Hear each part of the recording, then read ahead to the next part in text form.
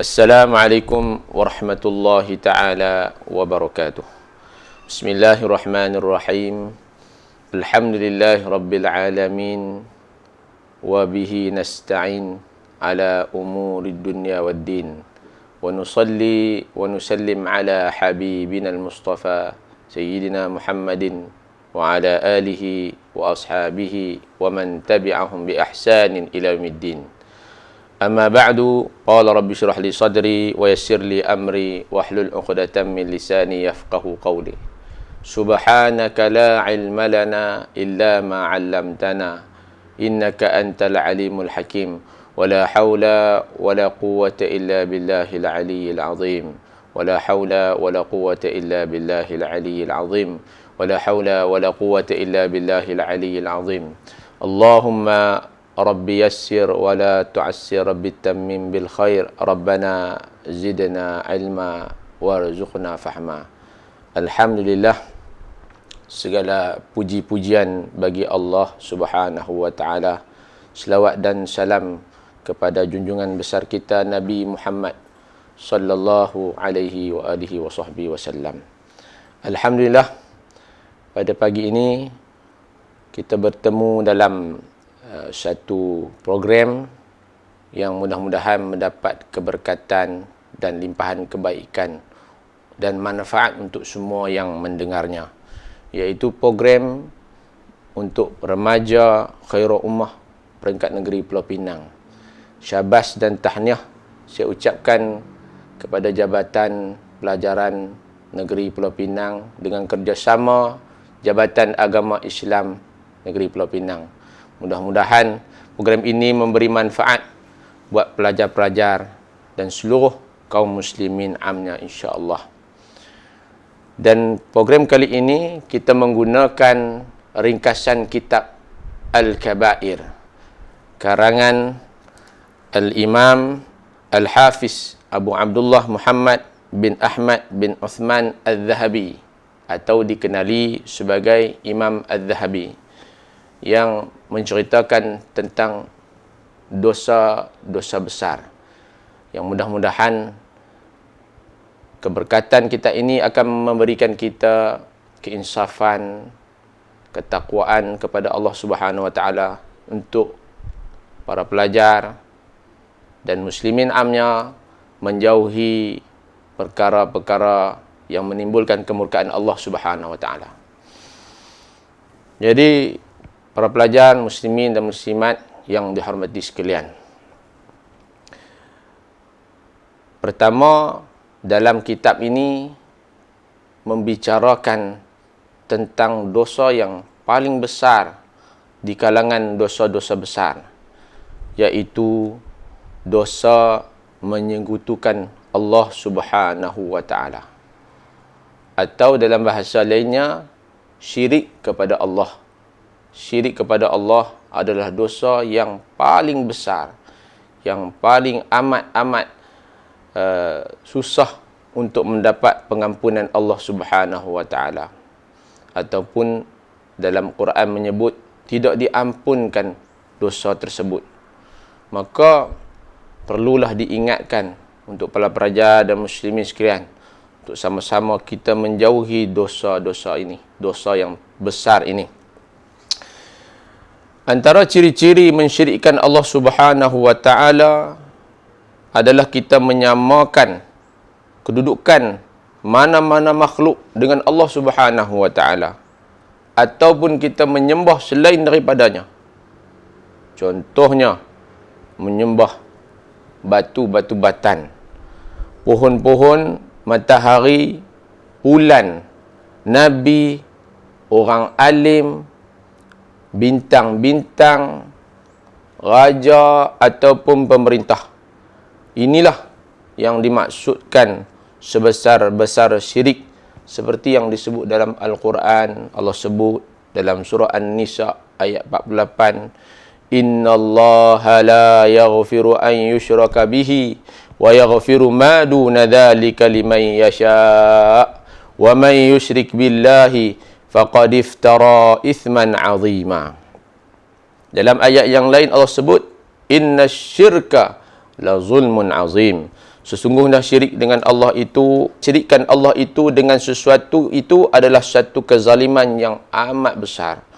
Surah Luqman ayat yang ke-13.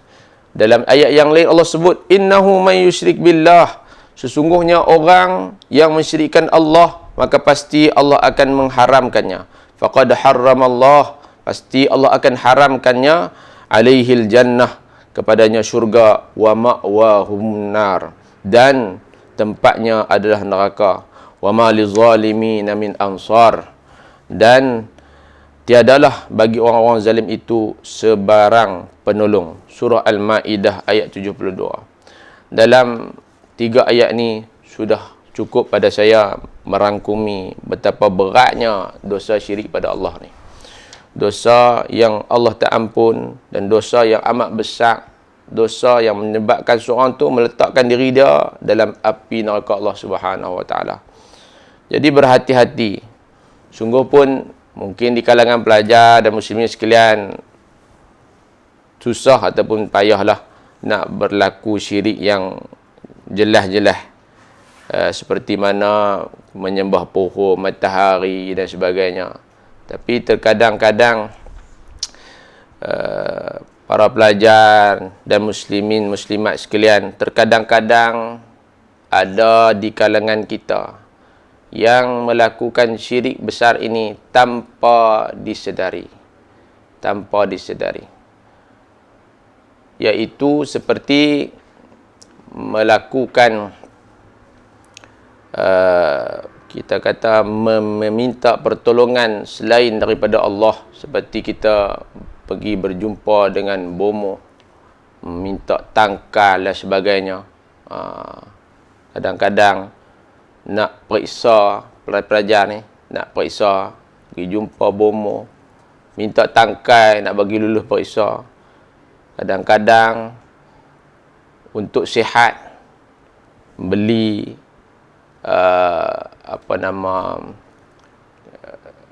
kita panggil bangle ke apa yang ada magnet tu. Kadang-kadang bukan salah ke bangle tu, kita pi percaya tu bangle tu ada kekuatan ataupun kekuasaan untuk menyembuhkan.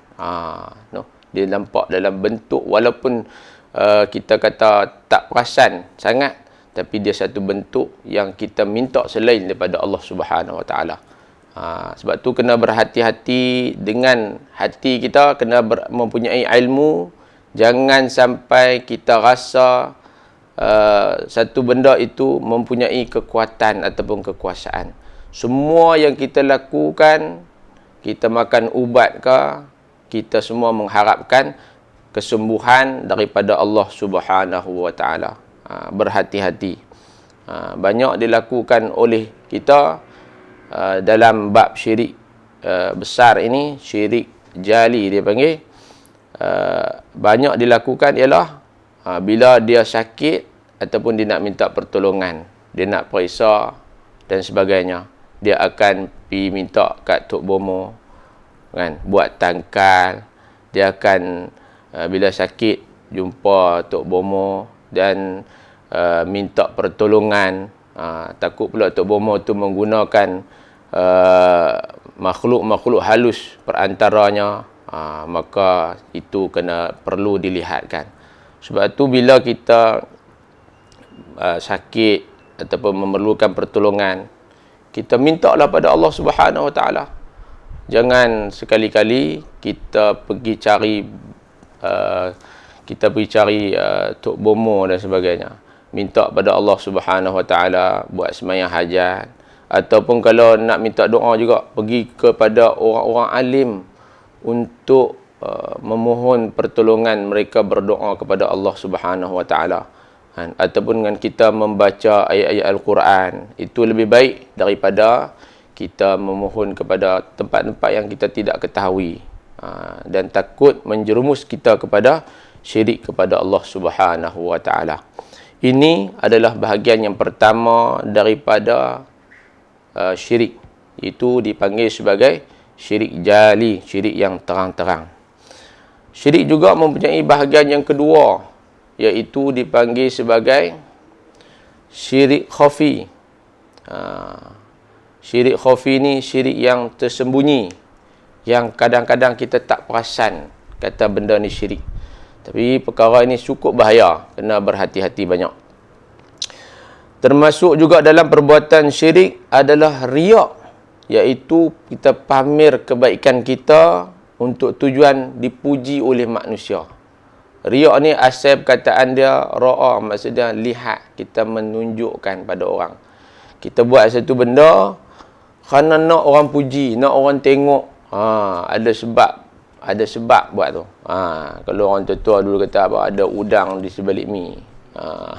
Saja-saja nak tunjuk ke orang. Ada sebab, ada punca. Jadi perkara ni sebenarnya adalah syirik juga kepada Allah Subhanahu Wa Taala. Sebab apa? Dia buat tu kerana dia nak orang tu tengok kepada dia. Orang tu puji kepada dia. Ataupun ada tujuan-tujuan tertentu. Sebagai contoh lah. Dia berkenan contohnya pada anak Tok Imam, contohlah. Anak Tok Imam tu segak sikit kot. Dia ni lelaki, dia berkenan kat anak Tok Imam tu. Jadi dia rajinlah pergi masjid. Pasal apa? Nak ambil hati Tok Imam. Dia semayang, kalau nampak Tok Imam tu, dia semayang nampak lebih sikit. Pasal apa? Nak tunjuk kat Tok Imam, nak ambil hati Tok Imam. Pasal ada tujuan lain. Nak Tok Imam puji dia, nak anak Tok Imam. Jaga-jaga. Tu antara bentuk buat amal menunjukkan kepada orang. Ataupun riak. Bentuk contoh saja. Allah Ta'ala firman dalam Al-Quran. Dalam surah Al-Kahfi ayat 110. Yang disebut dalam kitab ni, a'udzubillahi minasyaitonir rajim, faman kana yarju liqa'a rabbih falyamal 'amalan salihan wa la yusyrik bi'ibadati rabbih ahada. Siapa yang harapkan untuk bertemu dengan Tuhannya pada hari kiamat, maka hendaklah mengerjakan amalan yang baik dan janganlah menyekutukan Allah dengan apapun dalam melaksanakan ibadat. Dalam ayat ni jelas kita faham bahawa Allah tegaskan jangan syirik, jangan sekutukan Allah dengan apa sekalipun. Maknanya jangan ibadat pada Allah dengan apa tujuan sekalipun. Walaupun tujuan-tujuan yang kecil. Bahkan perkara ini telah Nabi SAW juga perincikan dalam satu hadis yang riwayat Imam Ahmad dan Imam Al-Baihaqi menyebut. Qala Nabi SAW, inni akhwafa ma akhafu alaikumus syirka al-asghar.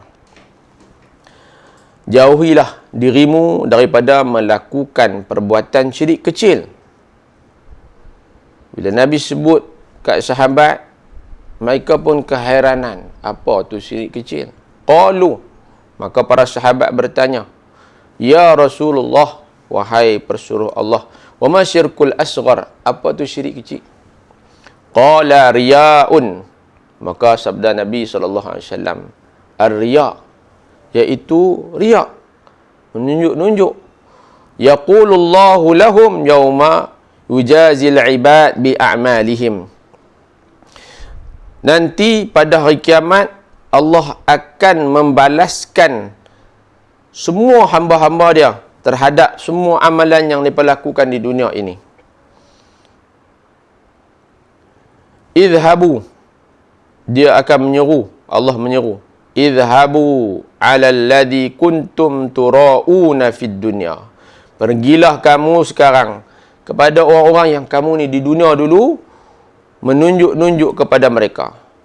Fanzuru, maka lihatlah, hal tajiduna indahum jazaan au khaira. Tengoklah nanti, adakah kamu dapat apa-apa balasan daripada mereka-mereka yang kamu tunjuk tu. Allahu Akbar. Alangkah ruginya kalau kita beramal dengan menunjuk lagu tu. Di akhirat nanti Allah panggil kita, Allah suruh kita pergi minta kepada orang yang kita buat tu, tunjuk kat dia. Macam contoh kes tadi tu. Dia nak anak Tok Imam tu. Dia semayang kerana nak tunjuk kat Tok Imam. Akhirat esok Allah suruh pergi minta kat Tok Imam tu. Tok Imam tu tak ada salah apa. Dia tu. buat nak tunjuk. Allahu Akbar. Alangkah ruginya buat amal baik yang banyak, akhirnya tidak ada apa. Oleh itu, sebenarnya cukuplah kalau kita buat amalan yang baik, amalan yang soleh, kita buat kerana kita nak dilihat oleh Allah Subhanahu Wa Taala, bukan untuk dilihat orang lain. Kadang-kadang perlu juga kita buat amal dengan kita buat siapa pun tak tahu. Buat amal baik untuk siapa pun tak tahu. Dan dia lebih baik untuk kita memelihara keikhlasan kita. Kita takut kepada Allah Subhanahu Wa Taala dan nak pelihara hati kita ni daripada ada perasaan nak buat untuk tunjuk ke orang. Sebab kita ni, benda ni semua duduk dalam hati. Siapa pun tak tahu. Kita kadang-kadang dia berasa lagu tu, berasa lagu seronok kan, seronok orang nak puji. Macam contohnya sembahyang malam, dia bangun sembahyang malam. Elok dah bangun sembahyang malam tu. Tapi bila dia duk bangun sembahyang malam, dia berasa lagu kemahlah diri dia tu. Bila orang sebut, orang cerita tentang kebaikan mereka, dia pun rasa nak cerita juga. Dia rasa nak cerita, tapi dia tak sebut direct kata dia tu sembahyang malam. Contoh macam orang tanya dia, malam hujan tak tahu. Dia pun, masa saya mangkit tu pukul 4 macam tu berang, rasa hujan turun lah masa tu. Dia nak abang kata apa? Masa saya mangkit buat sembahyang tahajud tu, hujan. Dia nak abang orang tu kata, dia sembahyang malam. Secara tak langsung. Dia tak payah cerita lah mangkit sembahyang tu. Cerita pasal hujan dah lah. Ni pasal dia nak cerita juga, kata dia buat benda baik. Itu yang takut pasal hati kita. Hati kita tu. Macam tu juga puasa kadang-kadang. Puasa. Kan?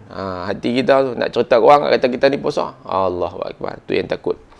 Sebab benda ni semua duduk dalam hati. Sebab tu Nabi kata syirik yang kecil, sesembunyi. Berbeza dengan syirik tadi, hak besar tu. Tu kita nampak je lah. Kita buat, kita nampak secara jelas perkara-perkara yang kita buat tu. Yang ni bahaya pasal dia duduk dalam hati. Dan dia juga ada dua jenis sebenarnya. Bukan takat riak saja. Dia ada satu lagi dipanggil sum'ah. Sum'ah ni jenis pendengaran, asal perkataan sama'a, dengar. Hak tadi riak mai perkataan ra'a, lihat. Dia nak orang tengok dia, orang puji dia. Hak sum'ah ni dia nak orang dengar pasal dia dan orang puji pasal dia. Ni sum'ah. Ni pun adik-beradik dia.